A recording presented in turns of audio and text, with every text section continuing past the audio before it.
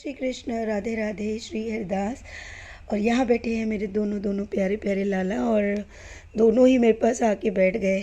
और इतना सारा लाड जो है, इतना सारा प्रेम, मैं क्या बताऊँ। मेरी आत्मा तो गदगद भी है, अत्यंत मुझे प्रसन्नता, खुशी, मतलब बहुत सारी चीज़ें। इन्होंने पता है स्नान भी नहीं किया, और मतलब सब ना लेट हो गया आज, मतलब लेट होना भी था, क्योंकि प्रभु इतना प्रेम दे रहे हैं कि उसमें लेट सवेरे जल्दी ये कोई व्यवस्था एक जैसी नहीं हो सकती। तो आज की लीला आप सबके लिए। और मैं क्या बोलूँ, मतलब मुझे अंदर से कैसा फीलिंग हो रही है। चलिए ठीक है, मैं आपको लीला बता देती हूँ। और जो चीज़ मैं आप सबसे छिपा रही थी, अब इस लीला के माध्यम से आपको पता भी चल जाएगी, क्योंकि उसे छिपाने दे ही नहीं रहे हैं। मैं क्या करूँ, रोज़ लीलाएँ ऐसी कर देते हैं। तो अब मैं आपको बता देती हूँ, कल की लीला में भी यही था। तो मैंने जो आपसे छिपाया था वो मैं अंत में बताती हूँ। आज की लीला ऐसे होती है कि सेविका अपने आप को देख रही है कि वो एक स्थान पर है, एक खेत है कोई, और वहाँ पर देखती है कि वो बैठी हुई है, और उसके पास एक बालक आता है। और आने के बाद वो बालक जो है उसको कहता है कि तू क्या कर रही है। तो वो ना साइकिल पे है, और साइकिल पे आके वो कुछ चीज़ जो है सेविका के पास कुछ कपड़े डाल के जाता है। तो वो कहता है क्या है ये। बोले कुछ नहीं, ये वस्त्र है, मेरे वस्त्र सिल देना, मैंने सुना है तू वस्त्र सिल देती है। तो वो बोली हाँ हाँ ठीक है, हमारा तो काम है। और ऐसे बोल के वो चला जाता है, लेकिन वो समझ नहीं पाती कि था कौन। वो कहती है अरे जाने दो, शायद बिहारी जी के ही कपड़े होंगे, तो इनको सिल देंगे। तो उसमें देखती है कि उसमें बहुत सारे कलर्स के कपड़े पड़े हैं। तो वो उन बिहारी कपड़ों को जो है बोलती है ला बिहारी जी के कपड़े होंगे, सिल दूंगी मैं। थोड़ी देर के बाद तभी उसके पास ना एक बालक आता है। वो स्वयं को वहीं पे देख रही है कि थोड़ी देर बाद ही उसके पास एक बालक आता है, और जो ना मतलब जैसे बालक होता है नॉर्मल, वैसा बालक बन के आता है। और वो बालक आके कहता है कि अरे मेरा नाप की जगह वो लाप बोल रहा है कि मेरा लाप ले ले। तो वो बोली तेरा लाप क्यों ले लूँ मैं। तो बोले मेरे वस्त्र सिलने हैं। तो बोले कौन है तू, कहाँ से आया, और एड्रेस कैसे मिला। अब सेविका जो देख रही है उसका ना थोड़ा ऊंचाई पर कोई, मतलब जो घर है वो थोड़ा ऊंचाई पर है, और वहाँ पर वो बैठी है। तो बोले कि नहीं, कौन हो और कहाँ से आया तू, किसका बालक है। बोला कि मैं कहला हूँ ना, मेरा लाप ले ले। तो बोली नाप तो मैं ले लूँगी तेरा, पर आया कहाँ से और कौन है तू। तो वो कहती मैं ना बड़ा भैया हूँ। बोले बड़ा भैया है। बोले हाँ, मेरे को तू बड़ा भैया बोल सकती है। तो बोली ठीक है, मैं तुझे बड़ा भैया बोल दूँगी। तो बोले कि मैं ना पैसे दे दूँगा, सिल दे। तो बोली कि ठीक है, लेकिन मेरी मर्ज़ी, अभी मेरे पास समय नहीं है, मैं ना कन्हैया के कपड़े सिल रही हूँ, तो मेरे पास समय नहीं है। तो बोला तो मैं पैसे दे दूँगा ना। तो बोली मैं पैसे नहीं लेती हूँ, ठीक है ना। अरे तू तो बहुत अच्छी है, पैसे नहीं लेती है, मैंने सुना था तेरे बारे में, सब जानते तेरे को वृंदावन में, पर मुझे मालूम, पर मुझे गुस्सा आ जाता है, तू ना मेरे से ढंग से बात करी हो। तो वो बोली तुझे गुस्सा आता है तो क्या हुआ, मुझे भी बहुत गुस्सा आता है, ठीक है ना, मेरे से भिड़ियो मत, मैं किसी से वो नहीं करती। बोले तेरे को कण कण जानते हैं कि तू बहुत नौटंकी करती है, तेरी इसी नौटंकी के कारण ये सारी चीज़ें हो रही हैं। बोले मैंने क्या नौटंकी कर दी जो मेरे कारण हो रही है। बोले वही तो, बहुत नौटंकी करती है तू, सब लोग जानते हैं। तो यही नौटंकी देखने सब आ रहे हैं कि क्या क्या नौटंकी करती है, ठीक है ना। ले मेरा नाप ले ले, और मैं ये सिलूँगा, मेरे कपड़े सिल दियो। तो वो बोली कि देख तू लड़ ले या मुझसे कुछ भी कर ले, अगर प्रेम से बात करेगा तो सिल दूँगी, अगर ऐसे बात करेगा तो सिलूँगी नहीं। बोली देख मेरे को बहुत गुस्सा आ जाता है, मैं बहुत बलवान हूँ। तो बोला तू कितना भी बलवान क्यों ना हो, मैं किसी को नहीं छोड़ती, ठीक है ना। और बोले कि तू ना कन्हैया से लड़ा मत कर कुछ भी। बोले मेरी मर्जी, मैं लड़ूँ कि नहीं लड़ूँ, मैं तो खूब लड़ूंगी, और दुनिया में कोई ऐसा नहीं है जो मुझे रोक ले कि कन्हैया से मत लड़, मेरा है कन्हैया, मैं जब चाहे तब खूब लड़ती रहूँगी उससे। तो बोला ठीक है, पर तू थोड़ा सा ना बदल ले। बोला कि हाँ मैं बदल लूँगी अपने आप को, चल ठीक है तू जा। अब सेविका देख रही है कि ये लड़का जाए तो मैं कान्हा जी के कपड़े सिलूँ, लेकिन वो ये बात सुन रहा है। तो तू मेरे कपड़े सिल लिए कि नहीं। बोला क्या सिलवाना है तुझे ये बता। बोला नाप कैसे देना है, नाप दे। तो बोला ऐसे ही खड़ा हूँ ना, ले ले नाप। तो बोला अरे खड़ा तो है पर नाप कैसे लेना है तेरा। बोला देख मेरा एक हाथ ऊपर है, एक हाथ ऐसे है, ले ले नाप। तो बोली ऐसे कौन खड़ा होता है। बोला मैं ऐसे ही खड़ा रहता हूँ। बोला ऐसे कैसे खड़ा रहता है भाई। बोला ऐसे ही रहता हूँ ना, इसीलिए। बोला अच्छा तो ठीक है, नाप दे तू। तो वो नाप लेने की चेष्टा करती है पर नाप ले नहीं पाती है। तो वो कहती है अच्छा पर ये कि तू कन्हैया को कैसे जानता है ये बता। बोला वो है ना मैया है ना हमारी। बोला तुम्हारी मैया, कौन मैया तुम्हारी। मेरी मैया है ना, तो मेरी मैया ने मेरे लिए कपड़े नहीं बनवाए। तो बोले तुम्हारी मैया ने कपड़े नहीं बनवाए तो मैं सिल तो रही हूँ, सिल दूंगी मैं, पर तू बोल देना मैया भूल गई है। बोले मैया भूल गई है। बोले मुझे कुछ समझ नहीं आ रहा, तू पहनता क्या है। बोले धोती पहनता हूँ मैं, ऊपर अभरंग पहनता हूँ। बोले ये अभरंग क्या होता है। बोले ऊपर होता है ऊपर। बोले अच्छा ठीक है, मैं कर दूँगी। अब वो बच्चा जैसे ही जा रहा होता है ना, सेविका सोचती है ये जाए और कोई चीज़ हो। अब उसके दिमाग में ना कुछ समझ नहीं आ रहा उसको।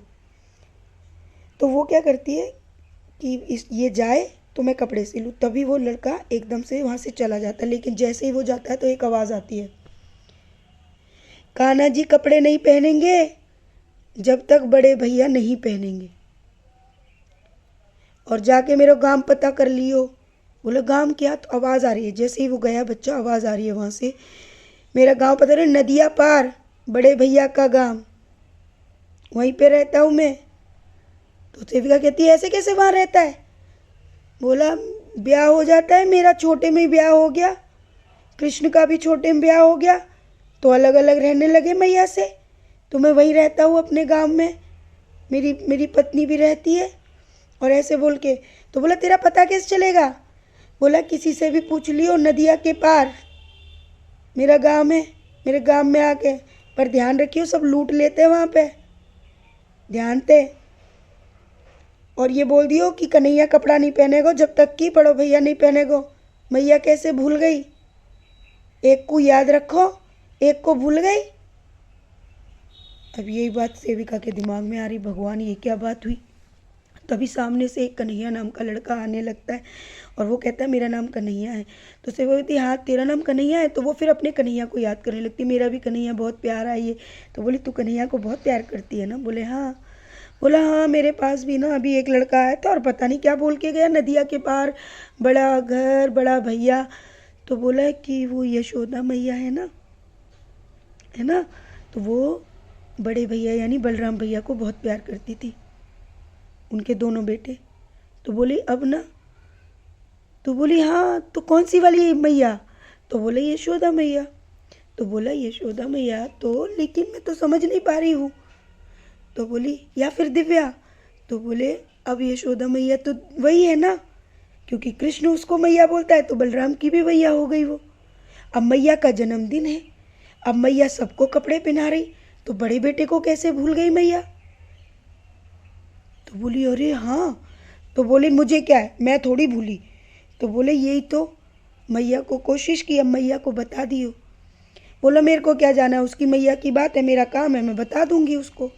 बोले हाँ मैया को बता दियो कि बड़े भैया जब तक, हम भैया ने जब पकड़ ली है कि जब तक बड़ो भैया कपड़ा नहीं पहनेगो कन्हैया कपड़ा नहीं पहनेगो, तो मैया से बोल दियो। बोला मेरा काम क्या है, मैं तो बोल दूंगी, उसका जन्मदिन है, अब उसको पहनाना है तो वो पहना देगी। बोले हाँ। बोले तू काहे के लिए परेशान है रही है, तू ऐसे काहे बात कर रही है।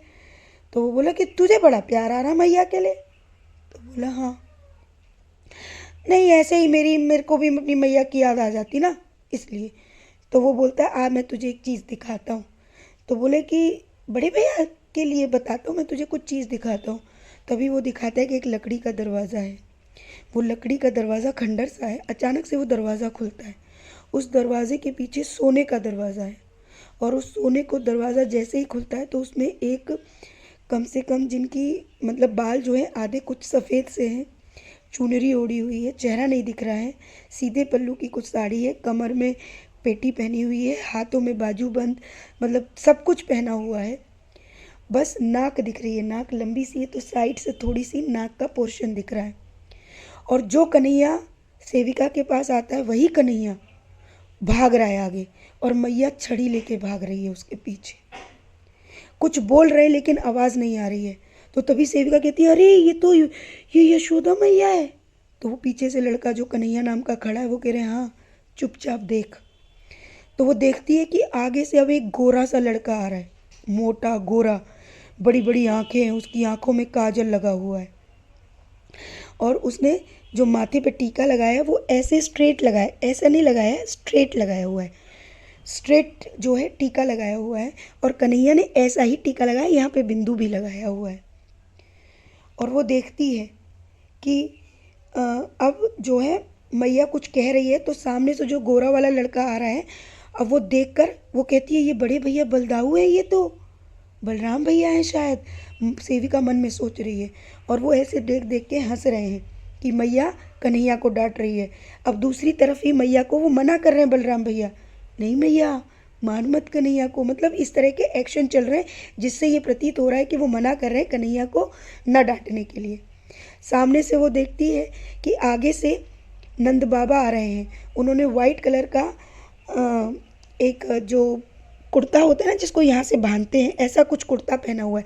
उनका जो टीका है वो एकदम स्ट्रेट है और नीचे एक बिंदु लगाई हुई है। इस तरह का उनका वेशभूषा है, और नीचे उन्होंने धोती पहनी हुई है।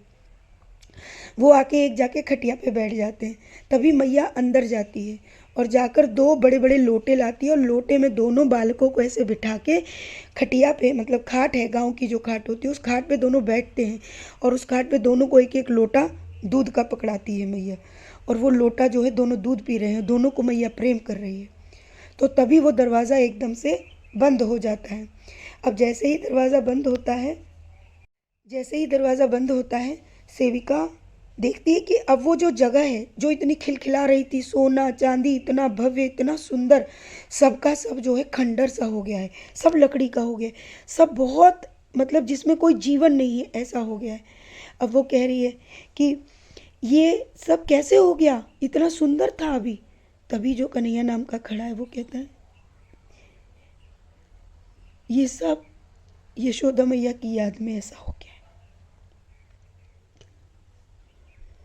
मैं बोल नहीं पाती हूँ क्योंकि आप सबको पता है कि यशोदा मैया आदर्श कहूँ क्या कहूँ, इस पूरी दुनिया में सर्वस्व में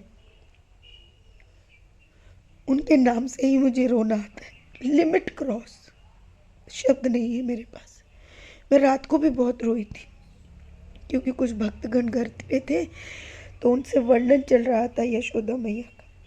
उस वर्णन और उस चित्रण में मैं कैसे आप सबको बताऊं, वही चित्रण आज वो लड़का जो खड़ा हुआ है कन्हैया नाम का, वो कह रहा है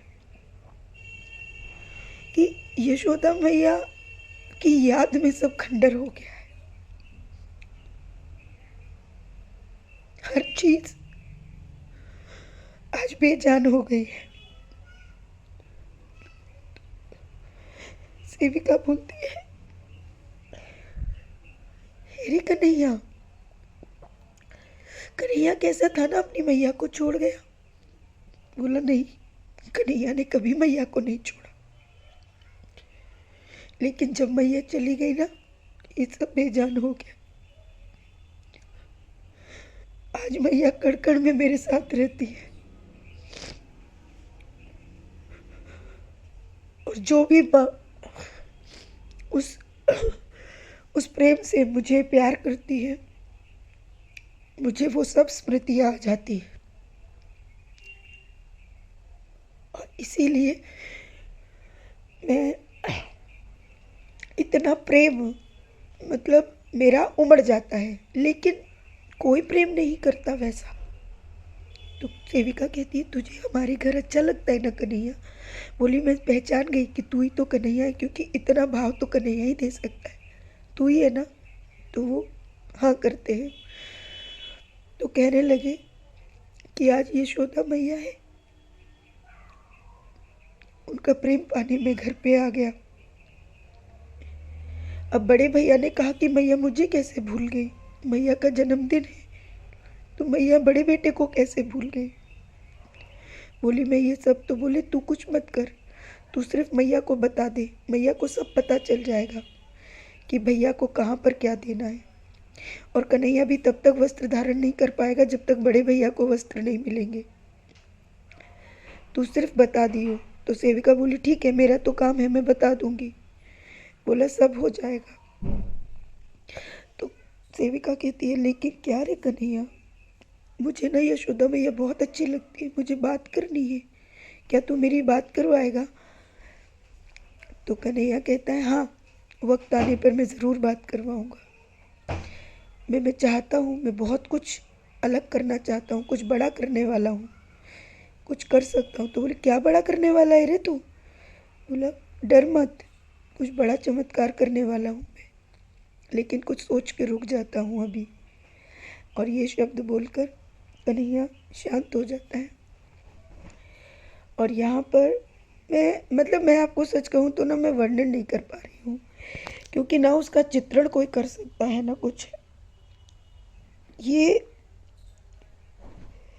आप सब ने ये नाम दिया, ये प्रेम भाव, ये इतना उत्पन्न हो चुका है कि यशोदा नाम आते ही आत्मा कट जाती है। मतलब शब्द नहीं है मेरे पास। अब मैं आपको बताऊं, यहाँ पर जो वर्णन है कि प्रभु की इतनी कृपा मुझ पर, मैं क्या कहूँ कि मैंने तो सपने में भी नहीं सोचा था। क्योंकि मैंने इस बार ऐसा हुआ कि मैंने कहा कि मैं अब अपना कोई भी भौतिक सांसारिक जन्मदिन या कोई भी त्यौहार नहीं मनाना चाहती। मेरे लिए सारा संसार मेरे लाला है। और इस चीज़ की स्वीकृति प्रभु ने दी और प्रभु ने कहा कि वो मेरा जन्मदिन मनाएंगे। अब इस भाव के लिए मैंने कल आपको लीला में ये पाठ छिपाया था कि ये क्या वजह थी कि मैं आप सबको नहीं बता रही थी। इतने सारे वस्त्र लेना और ये सब उसी उपलक्ष्य में था कि मेरा जन्मदिन है तो मैं अपने लालाओं को वस्त्र पहनाऊंगी, कुंज बिहारी, राधस्ते बिहारी। और अब मेरे बड़े बेटे का भी संदेश आया है कि मेरा बड़ा बाबू, मेरा बलराम भी वस्त्र पहनेगा और वो घर में विराजित है। एक एक स्वरूप प्रभु के विराजित हो रहे हैं इस घर में। उन्होंने तो इस घर को क्या बना दिया, मैं क्या कहूँ। इस घर का एक एक सदस्य को इतना पुण्य, इतना भाग्य दे दिया। कन्हैया जैसे ही सेविका कहती है कि कितना सुंदर था, मुझे और देखना है, देखने दो, तो कन्हैया कहता है तेरा तो इतना भाग्य है कि तूने इतना भी देख लिया, क्योंकि इसको देखने के लिए भी सुंदर आंखें होनी चाहिए। तभी कन्हैया कहता है कि वक्त आने पर तुझे मैं यशोदा मैया से भी बात करवाऊंगा। ये सब क्या कहूँ मैं, क्या प्रभु की कृपा हुई है कि प्रभु इतने सुंदर चित्रण, इतने सुंदर वर्णन, इतने सुंदर दर्शन, इतने सुंदर संदेश और इतना अधिक प्रेम, कैसे कहूँ मैं, क्या कहूँ। सेविका कहती है कि तू ये बता ना कन्हैया, क्या तुझे हमारे घर में अच्छा लगता है। तो कन्हैया कहता है बहुत अच्छा लगता है, किसी किसी दिन नहीं अच्छा लगता, लेकिन मैया प्यार करती है तो बहुत अच्छा लगता है। ये क्या है, मैं कुछ नहीं जानती। आप सब तक ये संदेश जाना, ये क्या, मतलब मैं क्या कहूँ। मेरे बच्चे का, मेरे प्रभु का, लाला ने एक बात का संबोधन भी किया कि उसको बड़ा होना बिल्कुल अच्छा नहीं लगता, इसीलिए वो वृंदावन में बालक बन के रहता है। उसे बालक बन के ही प्रेम पाना अच्छा लगता है, वो कभी बड़ा नहीं होना चाहता। सदियों सदियों तक, जब तक कृष्ण नाम रहेगा, उसकी बाल लीलाएं होती रहेगी, उसकी मैया यशोदा का प्रेम वैसे ही रहेगा।